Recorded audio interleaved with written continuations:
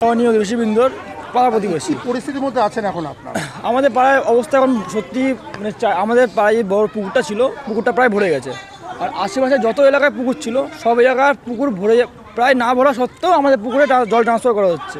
লোকনাথ মন্দিরের সামনে যে ড্রেনটা ছিল, যেটা high drain, direct Ganga current হচ্ছে, ড্রেনটা পুরো জাম। কমপ্লেন করা সত্ত্বেও ড্রেনটা ছাড়ায়নি।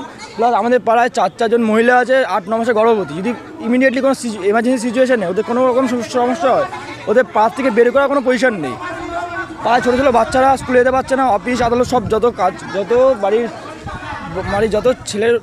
বাড়ির ছেলেরা ছিল কাজে, যারা অফিস সেক্টরে কাজ করে। পৌরসভার আন্ডারে পড়ছে? অবশ্যই এটা পৌরসভার আন্ডারে পড়ছে।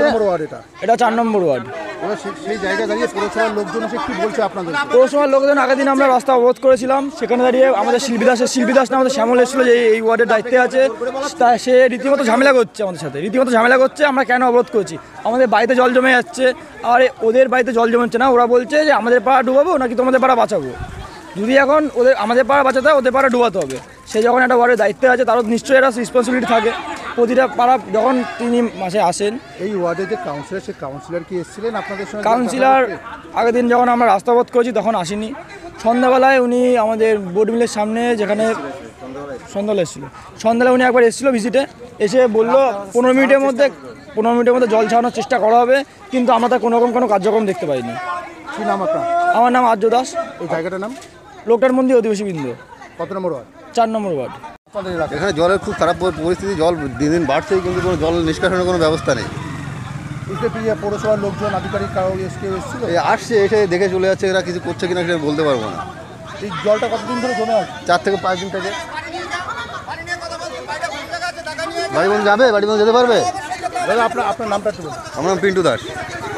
হচ্ছেন আপনি রাস্তার পরের থেকে? কোন রাস্তা এটা? কত নম্বর ওয়ার্ডের রাস্তা থেকে মাছ ধরছেন? নাম্বার নাকি আমি সঠিক জানি না। আমি আইছি 3 নম্বর ওয়ার্ড। আমি 6 নম্বর ওয়ার্ডের থেকে আইছি। 6 নম্বর ওয়ার্ড থেকে 4 নম্বর ওয়ার্ডের রাস্তায় এসে মাছ ধরছেন জাল দিয়ে? হ্যাঁ, আমি 34 নম্বরে থাকি, প্রদীপ গ্রামের হিসেবে। এখানে এসে মাছ ধরতেছি। 4 নম্বর ওয়ার্ডে এসে মাছ ধরছেন? হ্যাঁ।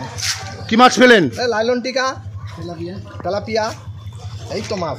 কি নাম আপনার? কি নাম? নাম গোপাল মণ্ডল।